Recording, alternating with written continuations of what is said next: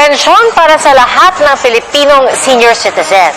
Ang misyon ng pinapagulo ngayong panukala sa Kamara. Ang tanong, saan kukunin ang pondo para dyan? May pensyon ngayon sa mga senior citizen pero para lang sa mga indigent o mahihirap. Si Nanay Beatriz na 72 years old na ni minsan hindi raw nakatanggap ng pensyon kahit lagi raw siya nag-a-apply para rito. Sabi magpa-validate, ay nakailang validation na po ako. Wala, hanggang ngayon po, wala pa din po.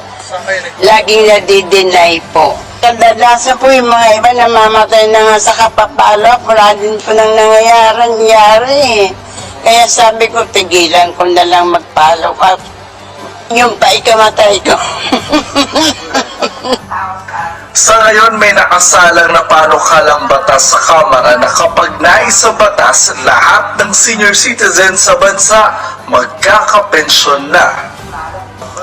Wala ng qualification. Lahat, basta 60 years old and above, mayaman man o mahirap man, may pension man o wala, makakatanggap ng buwanang pension.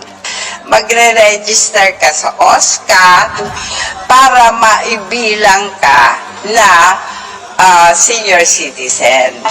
Sa ilalim ng Universal Social Pension Bill, 500 pesos kada buwan ang pensyon sa unang taon.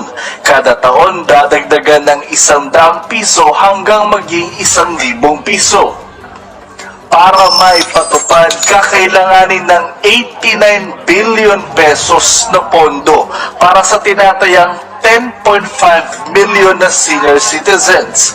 Ang tanong, saan ito kukunin?